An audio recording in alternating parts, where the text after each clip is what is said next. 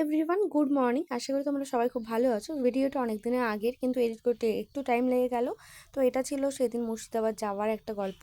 তো চলো তোমাদের সঙ্গে শেয়ার করি। আমরা কিন্তু রুম থেকে রেডি হয়ে যার যার মতো সবাই মিলে বেরিয়ে পড়েছি। এখন সবাই যাচ্ছি হেঁটে হেঁটে বাস স্ট্যান্ডের দিকে।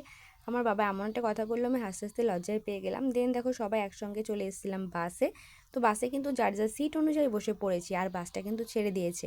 বাইরের ওয়েদারটা দেখতে দেখতে তারাপীঠকে বাই করে করে আমরা চলে যাচ্ছিলাম মুর্শিদাবাদের দিকে। সত্যি বলতে মনটা খুব খারাপ লাগছিল যে এসেছিলাম, আর একটু থাকলে হয়তো ভালো লাগতো। তো যাই হোক, তবুও তো আমাদের যেতে হবে। তো সেই জন্য দেখো আমরা কিন্তু একটু একটু করে বেরিয়ে চলে এসেছি, প্রায় কাছাকাছি অনেকটাই। আর এদিকে সবাই দেখো যার যার মতো বসে আছে। এইভাবে বেশ কিছুক্ষণ জার্নি করে আমরা কিন্তু অবশেষে পৌঁছে গিয়েছিলাম মুর্শিদাবাদে। তারপর দেখো নেমেই চলে এসেছি একটা হোটেলে, কারণ ভীষণ খিদে পেয়ে গেছে। সকাল থেকে কিছু খাওয়া হয়নি, তো সেই জন্য যার যার মতো দেখো সবাই খেতে বসেও পড়েছে।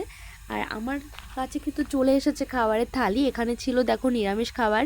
তো সোয়াবিনের তরকারি, ঘ্যাট, ডাল ছিল, আর স্যালাড ছিল, আর একটু আলু ভাজাও ছিল, সঙ্গে ছিল লেবু আর একটু চাটনি। তো এইভাবে জমিয়ে বেশ সুন্দর করে আমি খাওয়া দাওয়াটা কমপ্লিট করলাম, মনের মতো করে খেয়েছি। সত্যি কথা বলতে আমি মাছ মাংস থেকে বেশি প্রেফার করি নিরামিষ। জানি না কেন, আমার মন তৃপ্তি করে সেটা আমি খেতে পছন্দও করি। তো যাই হোক, খাওয়া দাওয়া কমপ্লিট করে কিন্তু আমরা একটু সাইট সিনে বেরিয়ে পড়েছিলাম। প্রথমেই যাব মুর্শিদাবাদ হাজারদুয়ারি প্লেসে। তো এখানে দেখো আমরা সবাই মিলে একসঙ্গে বেরিয়ে পড়েছি। আর এতটা রোদ কি বলবো গাইস, ওইদিকে ছিল বৃষ্টি আর এখানে ছিল প্রচণ্ড পরিমাণে রোদ। তো এটা ছিল আমার ফুল আউটফিট। কেমন লাগছে ব্ল্যাক অ্যান্ড হোয়াইটের কম্বিনেশনটা, তোমরা কিন্তু অবশ্যই জানিও। আর এটা আমার কিন্তু ফেভারিট। যারা আমার ভিডিওটা দেখো তারা খুব ভালোভাবেই জানো যে ব্ল্যাক অ্যান্ড হোয়াইট আমার ফেভারিটটা কত পরিমাণে। তো যাই হোক, আমরা কিন্তু ভেতরে এন্ট্রি করছিলাম, তো সেই সময় গিয়ে জানানো হলো যে এন্ট্রি ফিজ না কেটে আমরা এন্ট্রি করতে পারবো না। তো সেই হিসাবে বাবা গিয়ে সবার জন্য টিকিট কেটে আনলো।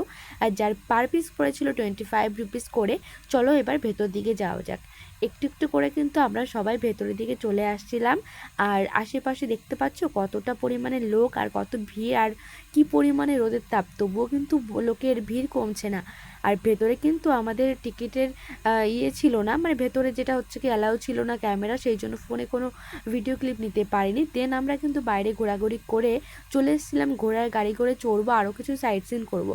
তো আমি কিন্তু আমার লাইফে ফার্স্ট টাইম বলতে পারো ঘোড়ার গাড়িতে চড়ে যাবো, আর ভীষণই এক্সাইটেড। তার সঙ্গে ছিল প্রচণ্ড ভয়, আর যেহেতু কোনোদিনও আমি উঠিনি। আর সত্যি কথা বলতে না, ওই যে দেখতে পাচ্ছ বাবারও পেছনে আসছে, তার থেকে বড় একটা কথা হচ্ছে, সত্যি কথা আমার খুব কষ্ট হচ্ছিল যে এই ঘোড়াটা কত কষ্ট করে যাচ্ছে, তার উপরে করে আমরা আমরা আরাম করতে করতে যাচ্ছিলাম।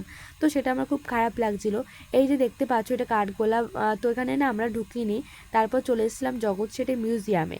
ওটা ক্রস করে তারপরে আমরা চলে এসেছি। এখানেও কিন্তু টিকিটের কাটতে হবে, তো সেই জন্য দেখো সবাই কিন্তু টিকিট কেটে নিল, যার প্রাইস ছিল অনলি 30 রুপিস। তো চলো এর ভেতরের দিকটা যাওয়া যাক। এই যে দেখতে পাচ্ছ জগৎ সেটের বাড়ি। তো এখানে আমরা বেশ কিছুক্ষণ কিন্তু সময় কাটিয়েছি, পুরোটা ঘুরেছি। এখানে অনেক অনেক আমরা ভেতরে সাইট সিন করেছি। আর আমি একটুখানি কষ্ট হয়ে গেছে বলে বসে এখানে জিরিয়ে নিলাম, অনেকটা সময় রেস্ট করেছি। তো তারপর কিন্তু ঘুরে ঘুরে চলে এসেছি। তো এরপরে আমরা আবারও চলে যাচ্ছিলাম মুর্শিদাবাদের ওখানে। তো যেতে যেতে দেখো মুর্শিদাবাদে এই যে পাশে একটা যেন কি বলে, বলতে পারবো না। তো এখানে আমি অ্যালাউ করেনি বলাটা ভুল, এখানে অ্যাকচুয়ালি না আমি যাইনি, আমার ইচ্ছেই ছিল না। অনেকেই গিয়েছিল, আমিই যাইনি। আমার ভালোও লাগছিল না অ্যাকচুয়ালি। যতই বলো মুর্শিদাবাদের বেশিরভাগটা জিনিস কিন্তু মুসলিমদের এরিয়া নিয়ে হয়েছে, তো সেই জন্য আমার এটা পার্সোনালি আমার পছন্দ না। তো সেই জন্য আমি অনেক জায়গায় ভিজিট করিনি। আমার বাড়ির সবাই যারা যারা গিয়েছিল তারা সবাই গিয়েছে। আর এই যে দেখতে পাচ্ছ নদীটা, এই নদীর কাছাকাছি চলে এসেছিলাম। আর এই নদীটা ছিল কিন্তু ভাগীরথী আর গঙ্গা মিক্সড করা।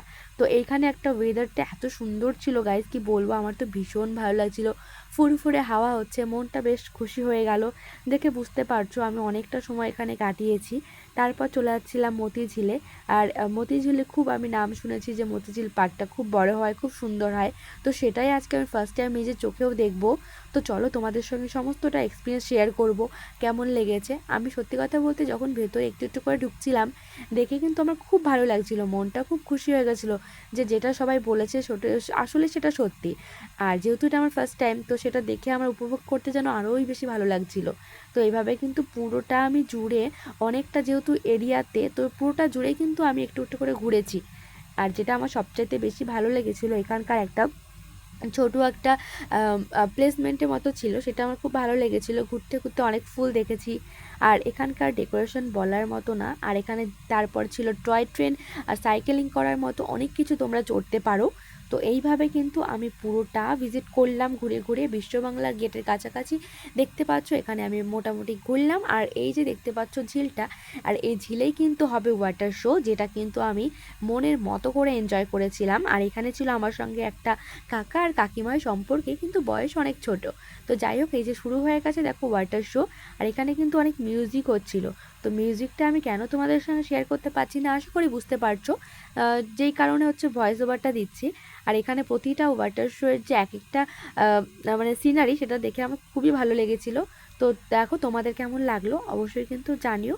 তো এখন কিন্তু আমরা এখান থেকে বেরিয়ে পড়বো, রাত বাজে 8টা, অনেকটাই লেট হয়ে গেছে, তার কারণ আমাদের এবার বাড়িও ফিরতে হবে।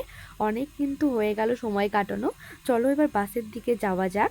আর আমরা অনেকটা সময় কাটিয়ে কিন্তু এবার আমরা এখান থেকে বেরিয়ে পড়েছি। এবার যাব সামনের দিকে হাঁটতে হাঁটতে। আর আমি না এখানে শুনেছিলাম যে এখানে না এখানকার ফুচকাটা নাকি খেতে খুব ভালোই হয়। তো সেই জন্য ভেবেছিলাম চলো ফার্স্ট টাইম এখানে কিছু ফুচকা ট্রাই করা যেতেই পারে। তো এখানে ঘোরাঘুরি করার পর চলে এসেছিলাম ফুচকা খেতে। ফুচকাটা কিন্তু সত্যি খুব ভালো ছিল।